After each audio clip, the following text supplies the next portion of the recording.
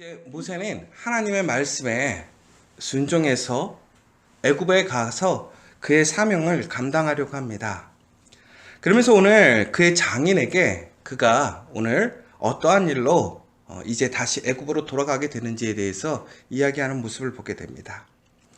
오늘 모세는 하나님의 그 놀라운 역사하심과 하나님의 그 말씀에 순종하게 되어서 또 그가 비록 피하고 싶었던 그 자리, 핑계대며 정말 가고 싶지 않던 그 자리로 이제 가게 되는 결단을 하게 된 것이죠.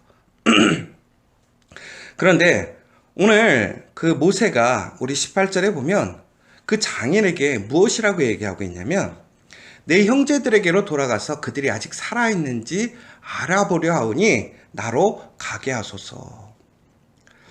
오늘 모세가 애굽에 가는 이유는 바로 그 형제들의 안위를 보러 가는 것이 아니라 바로 애굽의 왕 바로와 한판하러 가는 것이지요.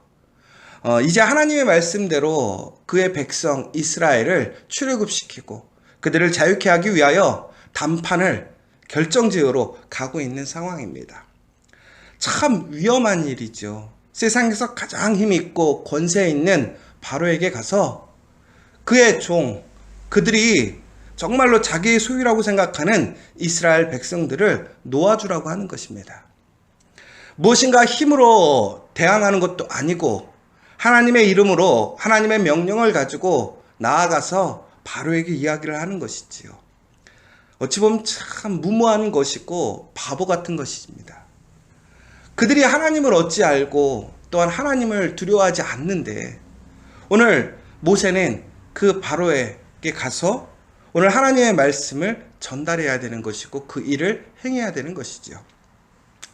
자, 그러면 그의 장인에게 이러한 사실들을 이야기할 때에 아마 두 가지의 생각이 있었을 것 같아요. 하나는 하나님 앞에 정말 온전히 순종해서 그 장인에게 나아가면서 이야기를 할 때에 한편으로는 장인이 걱정할 것을 염려해서 그러니까 우리가 흔히 얘기하는 두리뭉실하게 얘기했을 수도 있습니다. 그러니까 이것은 어찌 보면 자기의 믿음의 결단과는 상관없이 다른 사람들을 배려하는 모습으로 그렇게 얘기했다라고 생각할 수도 있을 것 같고요. 또 한편으로는 아직까지 그가 하나님의 부르심에 순종하였지만 확고한 믿음과 그 마음에 확신이 없는 거예요. 그러니까 하나님의 그 임재와 능력을 경험해서 하나님이 계신 걸 알아요. 그 힘에 굴복되어진 것이지요. 그러나 그 마음속에는 아직도 갈등이 남아있는 거예요. 불안함이 남아있는 거예요. 그래서 그 장인에게 사실대로 얘기할 수가 없는 것인 거죠.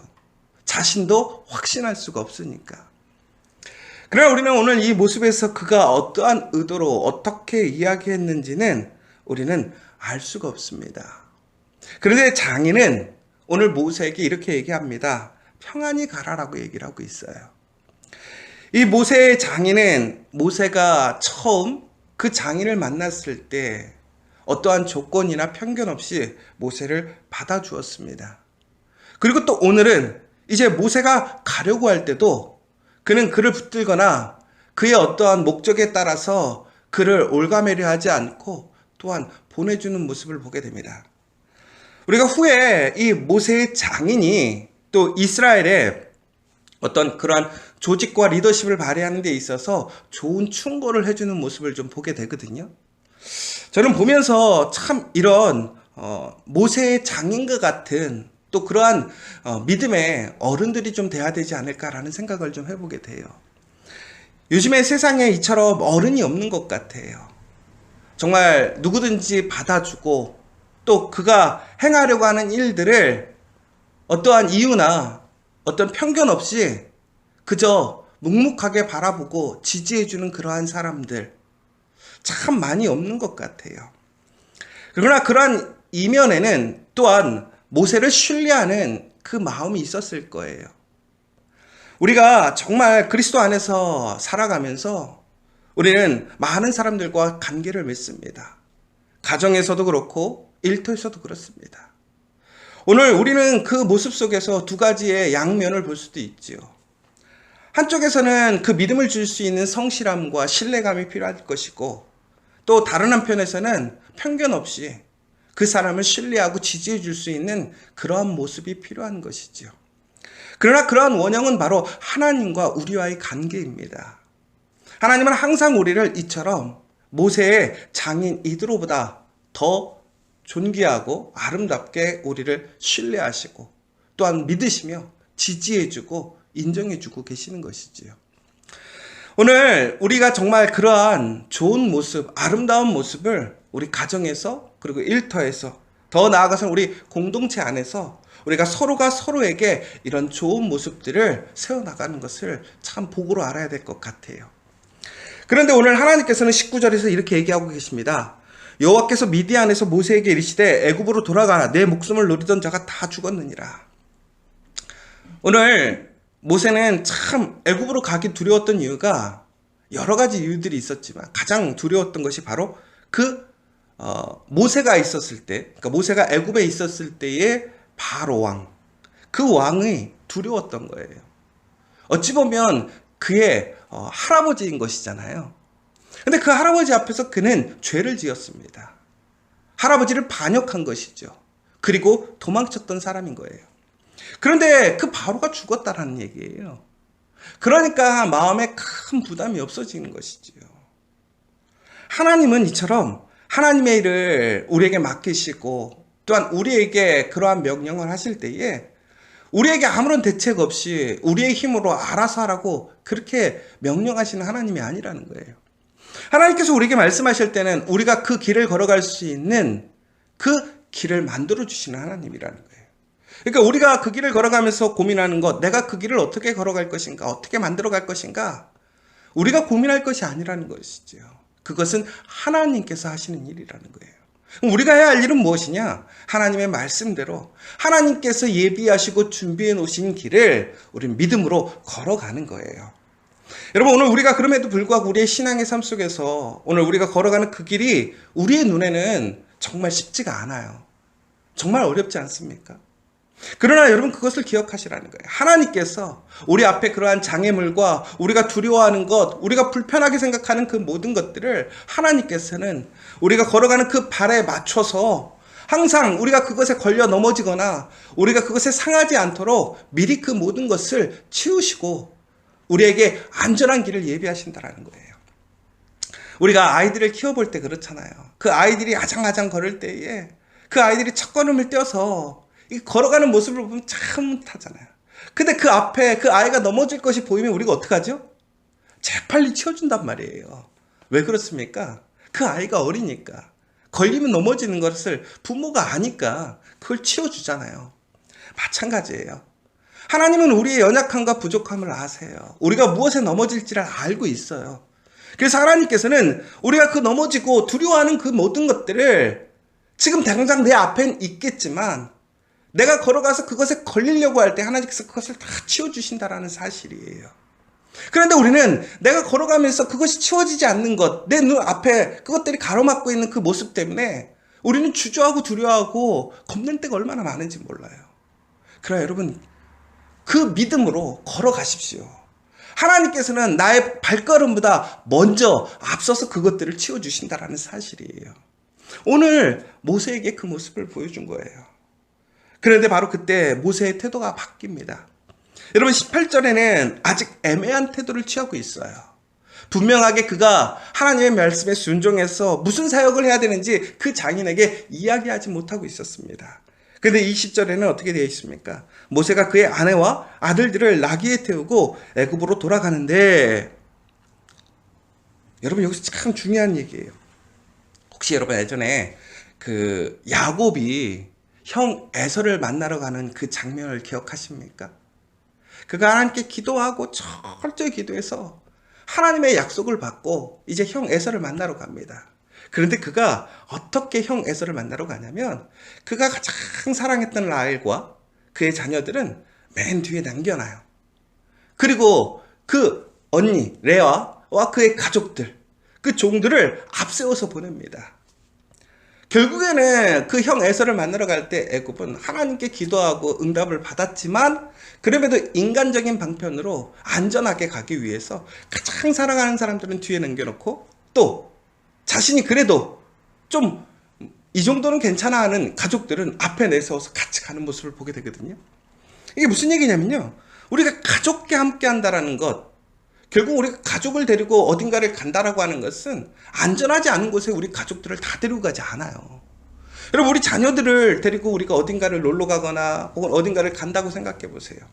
가장 안전하고 이 아이들이 보호받을 수 있는 곳으로 가지요. 이 아이들에게 위험이나 도전이 있는 곳에는 결코 우리가 그 아이들을 데려가지 않잖아요.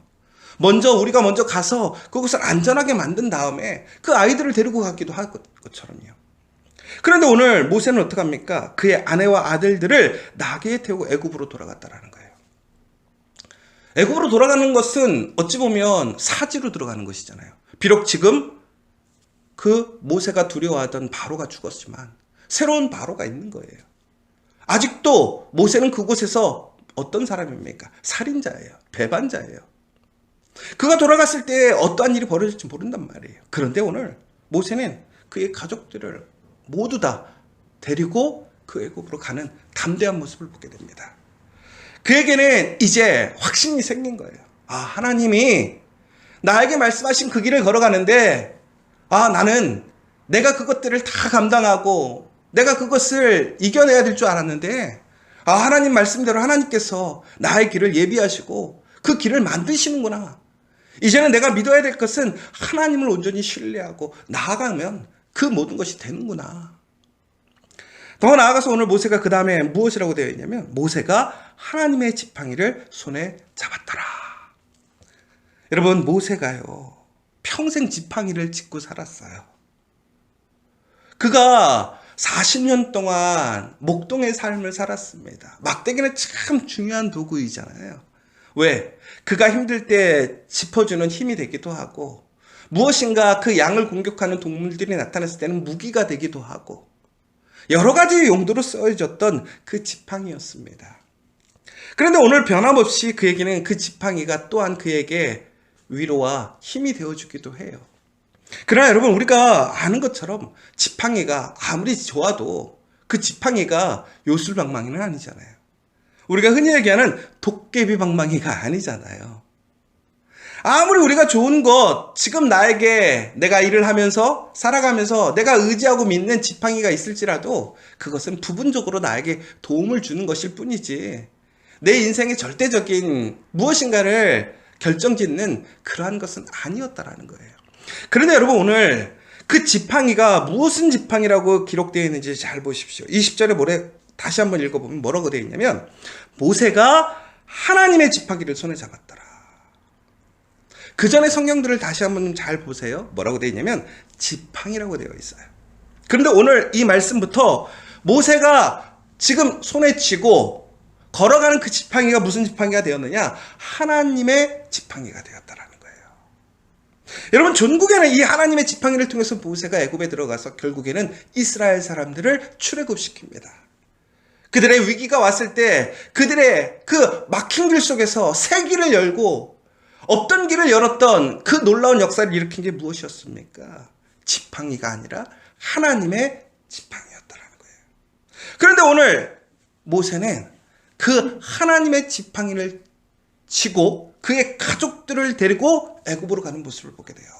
자, 그러면 일반 지팡이와 하나님의 지팡이의 차이는 뭘까요? 그 지팡이의 주인이 달라진 거예요. 지금까지는 그 지팡이의 주인이 누구였냐면 모세였다라는 거예요. 그러나 오늘부터 그 지팡이의 주인은 누구예요? 하나님이시라는 거예요. 그 하나님의 지팡이를 모세가 잡고 가는 거예요.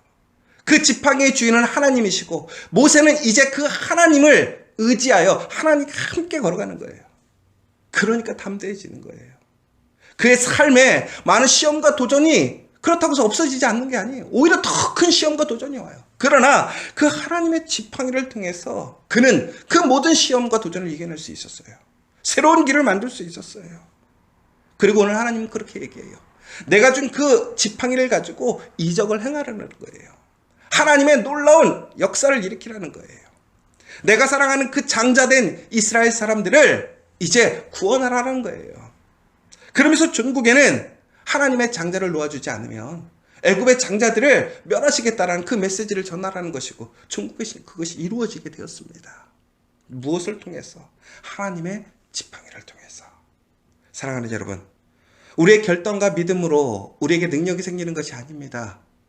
그 하나님을 의지함으로, 하나님을 주인으로 인정함으로, 그 하나님을 철저히 신뢰함으로, 그 하나님 말씀에 순종할 때에 우리 안에 새로운 인생, 새 길이 열리는 거예요. 여러분, 오늘 그 하나님의 초청에, 그 부르심에 순종하는 저와 여러분 되시기를 간절히 소망합니다. 그리고 담대하게 하나님을 믿으십시오. 하나님은 우리보다 먼저 앞서서 우리의 그 모든 것들을 예비하시고 우리를 안전하게 이끄심을 믿으십시오. 그리고 또한 그 길을 걸어갈 때 우리가 지치거나 상하거나 절대로 넘어지지 않도록 하나님의 지팡이가 우리와 함께하고 있음을 기억하시고, 오늘 여러분 손 안에 있는 그 모든 것들이 나의 것이 되면 안 된다는 거예요. 나의 돈, 나의 일, 나의 가족, 나의 어떠한 소망, 나의 능력이 아니라 이제는 하나님의 가족, 하나님의 일, 하나님의 그 모두한 것들이 된다고, 그 주인이 바뀌고 그것을 의지하고 믿고 하나님께 맡기면 내 인생, 우리의 삶이 달라질 줄 믿습니다.